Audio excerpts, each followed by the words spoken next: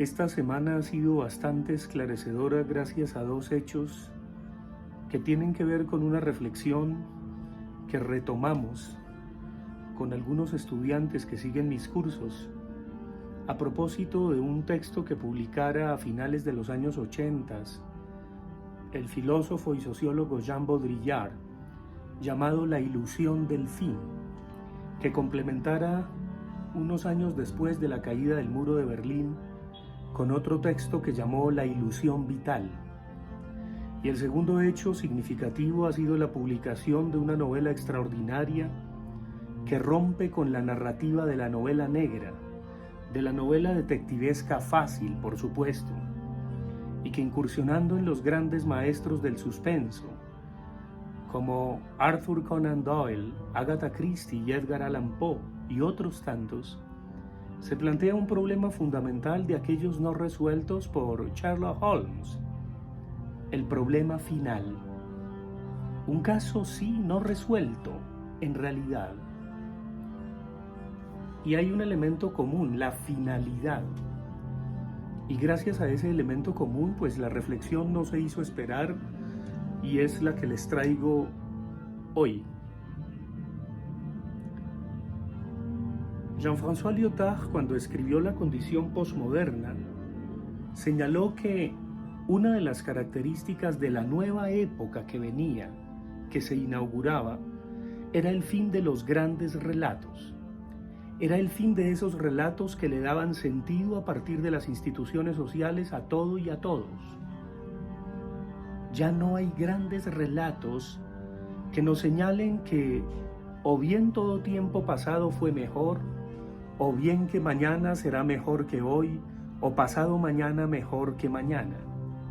Le hemos dicho adiós al siquiera se murieron los abuelos y a esas nostalgias de antaño, así como le hemos dicho adiós al mito del progreso.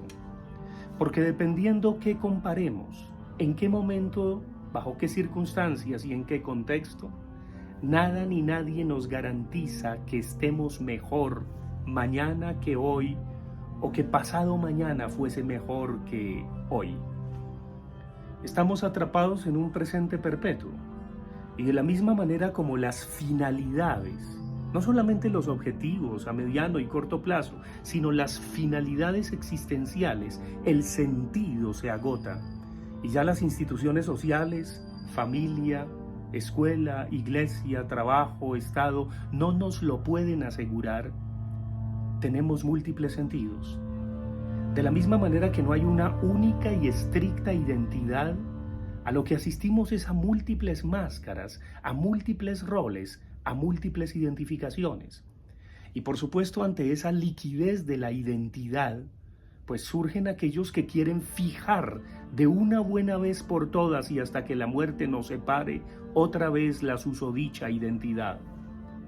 Pero también se han agotado las utopías y le han cedido al paso a las retrotopías, es decir, a la idea de que hubo un momento perfecto antaño que ya no volverá, pero que tal vez un líder o un amo nos lo puede asegurar, devolviéndonos lo que un malo del paseo nos ha arrebatado. Eso aplica tanto para pasado como para futuro, y la dialéctica del amo y del esclavo vuelve a tomar connotación en la escena política y cultural contemporánea. Pero es tan falaz, porque a decir verdad, después de la caída del muro de Berlín, ya no hay Vaticano posible ni Cuba que valga. Todas las centralidades del mundo se descompusieron, se desregularon. Pasamos de los estados-nación definitivamente a un mundo transnacional y global que juega con otras reglas y que nos guste o no, nos imbuye, nos contiene, nos constriñe y nos troquela. Y en esa medida, por supuesto, pues el sentido se agota y se busca de la manera más recalcitrante y fija, a veces con unas percepciones y con unas concepciones de la vida bastante elementales, por ciento, pero no elementales en el sentido de mi querido Watson, is elementary, no, sino en el sentido de lo más superfluo posible, que carece de profundidad, de complejidad. La ilusión del fin hace que querramos a toda costa tener introducción, nudo y desenlace. Nos trae otra vez la nostalgia hegeliana de la tesis, la antítesis y la síntesis. Pero a lo que asistimos es a que no hay fin, o mejor, habiendo fin, no hay un relato ni un discurso que nos serene ante el fin. Por supuesto que hay fin, la muerte. Nadie puede escapar a la muerte, como al agotamiento, al envejecimiento, a la enfermedad, a que las cosas se rompan, se caigan, se agoten, a que lo que era ya no sea. Por supuesto que hay fin, pero no tenemos un relato que nos permita tranquilamente asumir el duelo del fin. Ese es el problema. Y ante ese agotamiento de las finalidades nos agorramos de lo que sea para soportar el terrible fin que con un gran relato no lo contiene. Esa es la crisis contemporánea. Y entonces ya no creemos en una resurrección de la carne ni en una inmortalidad del alma, sino que la inmortalidad la queremos aquí y ahora. Y todos los experimentos biopolíticos y biogenéticos apuntan a que sea ya, porque nadie nos garantiza el mañana, porque no hay garantía de futuro. En ese sentido, el fin se nos presenta como si fuera el apocalipsis, pero vale la pena recordar que el fin de un mundo no es el fin del mundo. El fin de aquellas narrativas que racionalmente nos tranquilizaban y nos aseguraban un rincón tranquilo, porque había un más allá, narrativas que ya no aplican, que se han erosionado, que hoy son muy relativas, no implica que ese fin de mundo sea el fin del mundo. No, nos toca convivir con realidades y situaciones que no tienen solución, con problemas que no tienen fin, como en el problema final, que es un reto que plantea, o mejor que replantea, Arturo Pérez Reverte con respecto a un caso no resuelto, a un asesinato que quizá no ocurrió y a un asesino que quizá no existe. Porque si algo no es evidente, es lo que se presenta como obvio. Lo que se presenta como obvio es terriblemente complejo. Interviene en un entrecruzamiento de relatos, de narrativas. Y hoy día sí que tenemos personas expertas en presentarnos relato tipo introducción, nudo y desenlace, tesis, antítesis, síntesis, como si la vida fuese tan simple, como si la vida correspondiera a un guión de telenovela.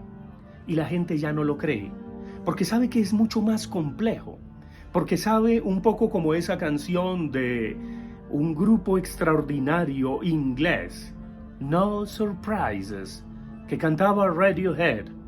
No alarmas y no sorpresas.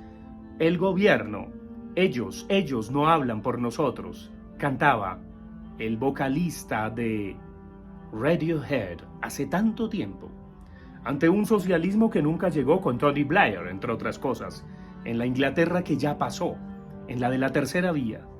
¿Qué decir de los progresismos que hoy nos prometen la salvación? No lo pueden lograr, como tampoco lo pueden lograr las derechas ni las extremas derechas. Hacemos lo que podemos.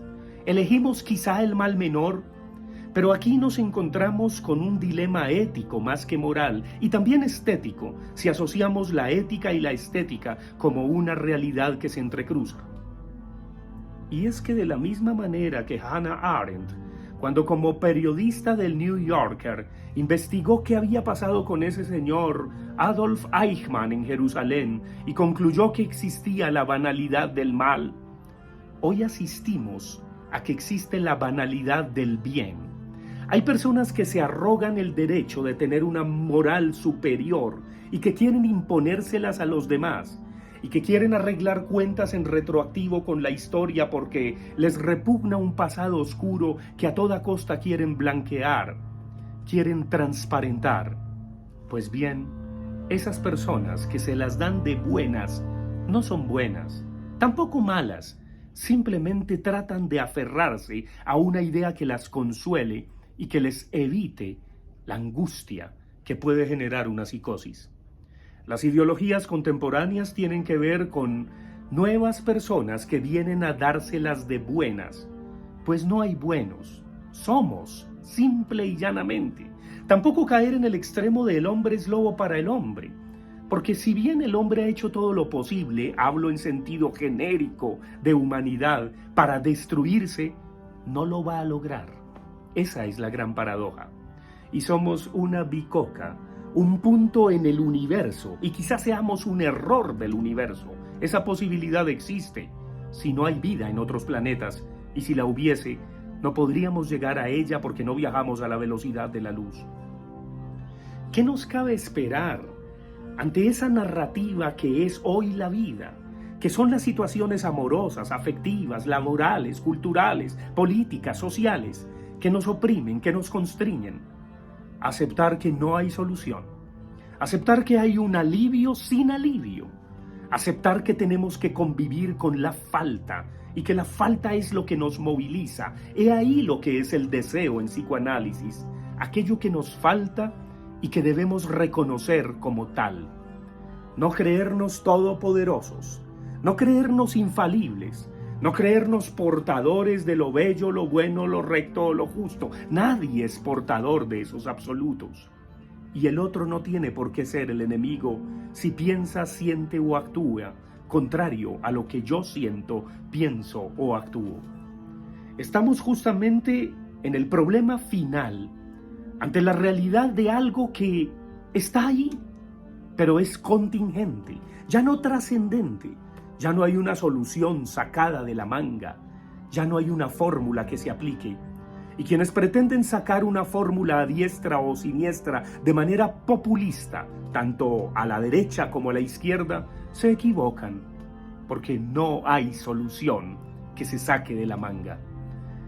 Si soluciones, de eso se trata, toca buscarlas, toca quizá toparse al azar con ellas, pero sí hay una discusión que tiene que ver con los bienes comunes, con lo que es el lote de nuestra heredad como humanidad, como raza, como etnia, como grupo, como país, como especie. Es el momento de tomar conciencia de esa torsión humana y no creer de una manera tan apolínea, tan rectilínea, uniforme, que todo tiene un final o una solución en términos de un relato que nos consuele ante ese final, que nos tranquilice. No, hay que convivir con la intranquilidad y el desasosiego del ser y de la existencia y amar lo que se tiene, aquello que nos rodea, sin pretender dárnoslas o de víctimas porque no se es nadie, o de pobres seres miserables que nos manipulan a diestra y siniestra. No, sino asumir como sujetos la posición que tenemos en el mundo gracias a las disposiciones que nos han permitido llegar donde estamos. El problema final, la ilusión del fin. Ojalá que aprendamos de ello y quizá rompiendo con esa idea teleológica, intencional, de achacarle intencionalidades a todo, entender la vida como relato, pero no ya como un gran relato que le da tranquilidad a todo y a todos, no, sino como un microrrelato que tiene sus contrarios, que improvisan, que vienen, que van, que dicen lo contrario. Es más que la guerra de relatos, el encuentro de decires y de narrativas que nos hacen vivir y que nos permiten justamente asumir y abrazar nuevamente esta condición ultrajada por nosotros mismos, la condición humana. Hay que escribir la vida, hay que relatarla, hay que contarla, sabiendo que puede haber otros relatos mejores o peores, pero que en ese mundo de narrativas nadie tiene la verdad absoluta. Quizás si de verdades se trata, la única que se puede contar es la verdad del deseo, es decir, la verdad de aquello que nos falta y que si no reconocemos que nos hace falta, nos enferma y nos lleva al fin, sin relato que pueda amortiguar nuestra caída. Abracemos entonces ese alivio sin alivio y preparémonos para seguir viviendo desde lo cotidiano, desde el día a día, aquello que ya no es salvífico ni redentor, sino que es gozosamente bello porque está ahí, aquí y ahora. Seamos ahí donde la vida nos puso y aprendamos de la vida aquello que algún filósofo recalcó en su momento. Lo importante no es las circunstancias del hombre, sino lo que el hombre hace con sus circunstancias.